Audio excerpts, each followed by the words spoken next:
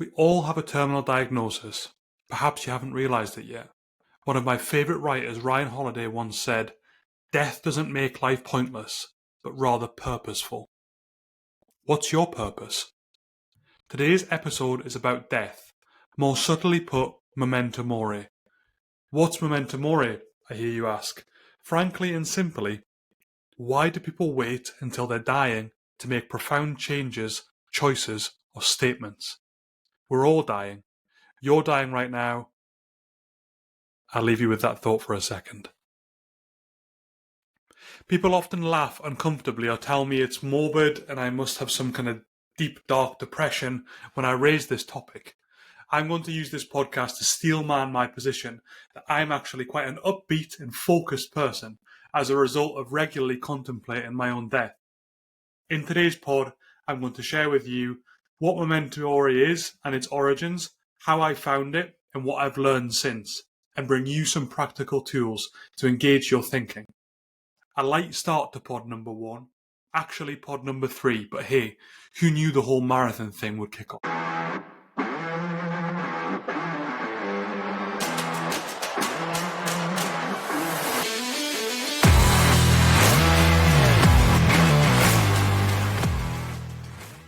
So, remember you will die. A light start to the pod. So what actually is Memento Mori? Memento Mori was for me the ultimate wake-up call. If this is new to you, I hope it acts as that to you too. If the concept isn't new to you, perhaps a well-needed reminder. To me, Memento Mori pretty much says, hey, don't get too comfortable, because none of us are getting out of here alive. It's more than just a morbid reminder of death. Think of it as a life coach that nobody asked for, but everyone needs. It's happening. Let me ask you this. Do you have something or someone that you would like to see more or be more present towards before you die? Yes? Well, then this show's for you. I don't want to take any credit for this, so let me introduce you to the big guns that I learnt this from. Let's time travel all the way back to 300 BCE, when some Greek philosophers decided to get real about life and death. Enter Zeno, who basically founded an ancient philosophy called Stoicism, which we will discuss at length on this show in the future, I'm sure. His whole crew, people like Seneca and Epictetus, were obsessed with one question: how do you live a good life? Their answer? By remembering that you're going to die. Not in a gloomy, gothy kind of way. No. For the Stoics, constantly thinking about death helped them cut through the nonsense and focus on what really mattered. A couple of centuries later, Marcus Aurelius, the Roman emperor and Stoic philosopher, in around 170 CE, for him death was like having a deadline on this massive project that is life. You're less likely to procrastinate when you know that the clock is ticking. P.S. The clock is ticking. Marcus was known to write things like, "You're worried about what someone said about you? You're going to die one day. Why waste time on that?" Memento Mori was their way of living better, focusing on virtue, what you can control, and ignoring the drama. And God knows we've access to drama at the click of a button 24 hours a day in today's society. Fast forward a bit, 300, 500 CE, to the early Christians and Stoics, who knew. They took this whole death thing to the next level. They figured if you're thinking about your own mortality, it's easier to focus on what's truly important, like being a good person and getting ready for the afterlife. In addition to the good old Stoics and Christians, monks especially, they really leaned into this. They were all at it back then. Saint Benedict in around 529 CE was basically like, monk up everyone, keep death in the front of your eyes daily. It was a way to avoid getting sucked into the everyday nonsense and stay focused on faith and living a good life. And then, of course, in the Middle Ages, we were hit with Black Death. Memento Mori wasn't just a fun philosophical idea, it was all around you. This was when skeleton art and skull decor became a thing, not because they were Halloween enthusiasts, but because death was literally knocking on their door. It became a cultural vibe, a reminder that life is short, so live right and don't waste a minute. So whether it was a Stoic philosopher telling you to quit sweating the small stuff, or a monk telling you to prepare for the afterlife, Memento Mori wasn't about being dark and depressing. It was about cutting through the noise. It's the ancient version of YOLO, except with more skulls and a lot less partying. Embrace it, and you'll live with more clarity, urgency, and most importantly, no regrets. I would like to give thanks to today's show sponsors, Being Well Travel Company. Hit them up across all the usual places to get expertly planned trips, deals, and experiences around the world that will leave you feeling well. Now, back to the show. So, how did I find Memento Mori, and what have I learned since? I don't want to make this podcast about COVID being a supporter or a denier or anything like that. However, COVID helped me find this. I got COVID and isolated myself in one of the rooms in our house for around a week. Reason being, my partner has asthma. So a full and proper isolation at that time was my way of guaranteeing that I kept her and my child safe. I spent days in contemplation, alone with little else other than my thoughts. As opposed to just binging on Netflix, which I also did do, I tried to use it as an opportunity. So I read a lot of books and I listened to a lot of podcasts and played a lot of Football Manager. But I had a daily schedule, so it was all in moderation. Looking back at that time, upon reflection, it's clear that the amplified awareness of death brings focus and clarity on what's important to me every day. We rarely experience that today unless someone close to us is ill or we see it on the news. And of course, at that time, it really did feel like it was just outside the door for us. Whilst in this heightened state, I listened to the High Performance podcast, collab with Happy Place podcast. This podcast was released on the 31st of December, 2021. This podcast unequivocally changed my life. In this podcast, they had a 1-minute conversation led by one of the hosts, Jake Humphreys, about Memento Mori and not investing energy into things that you can't control. I instantly paused and rewound it, and again and again and again. It just spoke to me, directly to me, to the core of my being. It changed everything from that day on. My energy investment, my family life, how much bullshit I accepted, who I let in my life, my priorities, my values, the list goes on. This podcast and this concept that I'm sharing with you today was at the core of all of this. It sounds ridiculous saying this out loud, a 1-minute conversation. But it's why I listen to so many podcasts today. We're so fortunate to have access to these conversations that can impact us. The episode is timeless. I actually listened to it in preparation for today's show, and I'll link it in the show notes for you. After listening to that podcast, I was frantically Googling Memento Mori to find more. The next step, I ordered Meditations by Marcus Aurelius, widely renowned as one of the greatest Stoics. I ordered a Memento Mori necklace, which I wear every day. I also ordered a life calendar, which I'll include in the show notes, and I tattooed Memento Mori on myself as a permanent reminder. It's fair to say I'm convinced. Oh, in addition, we also gave our son one of his names after Marcus Aurelius. Have I convinced you yet? No? Okay, that's fine. I've got more, don't worry. Soon after, I was having surgery, and whilst in hospital, pre and post surgery, I read Marcus Aurelius' Meditations.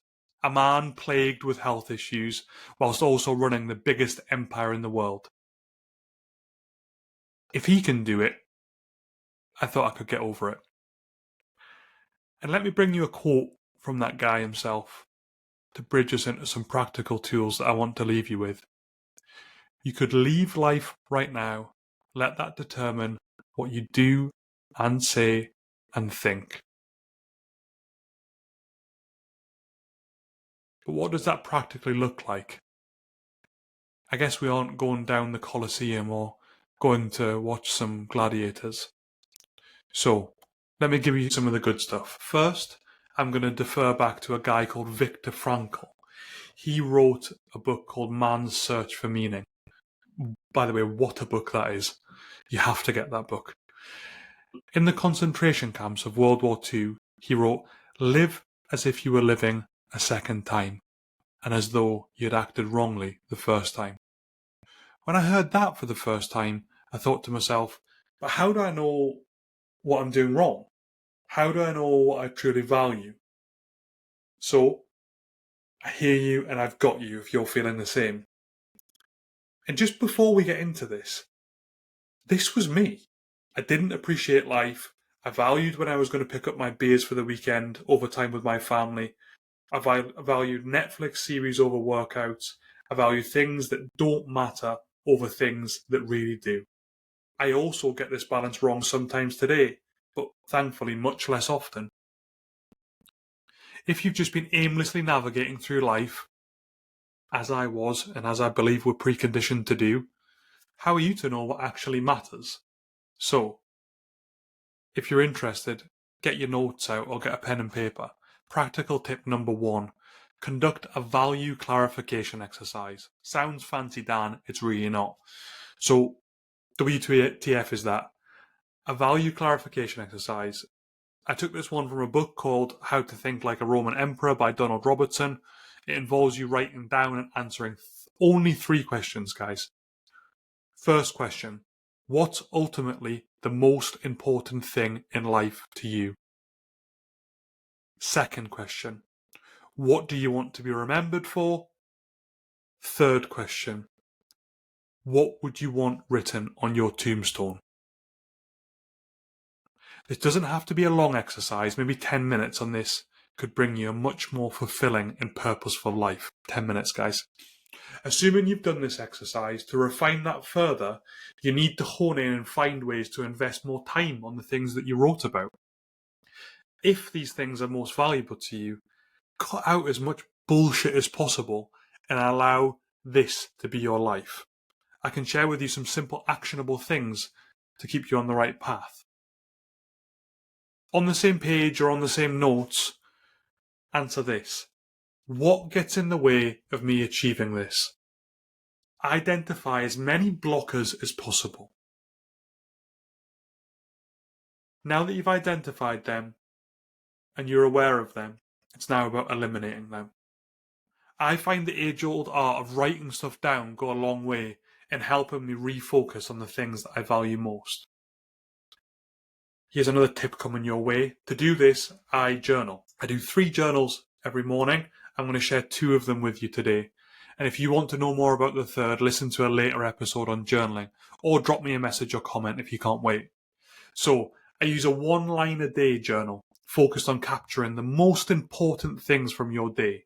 You make a note of it over a 5-year period, so you can see what you were doing on this day last year, and for any subsequent years that you filled out. I also use a daily gratitude journal. It's much the same, capturing the things that I'm most appreciative for each day. Short, sweet and simple. Combined, this is a 5, maybe 10-minute activity each morning or evening, and it adds significantly more value. If you're already a journaler like me, then I'll give you a challenge that sometimes I give myself. Scan the last entries to your journal and give yourself a values score. 10 being you're living these values each day, 1 the opposite. Or another one is scan the entries and pretend you're a judge and that you're trialing yourself for your values, the things that you wrote down earlier. Would your journal entries convict you of that crime? If the answer is no, perhaps you want to review your values and blockers. Lastly, and for those following me on socials, you'll have seen me upload this every Sunday. I mark off another week of my life on my Memento Mori calendar. On this calendar, I've got marked the middle age of average men in my area and when they die. As I check off each week, it allows me a visual reminder to live. Because like I told you at the start, we've all got one thing in common. We're all going to die. So, Memento Mori, a morbid reminder or bringing clarity, purpose and focus? I'll let you decide. You can let me know in the comments or drop me a message. I'll link all the resources I've mentioned in today's show notes. If you've enjoyed today's episode, a follow on Spotify, a 5-star review and follows on socials go a long way.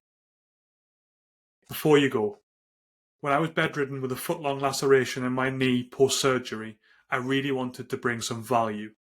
During that time, I started a practice. I started to write everything that I'd learned and was learning in a book to give to my kids. It's from that book that I share this quote with you to end today's show. The author is unknown.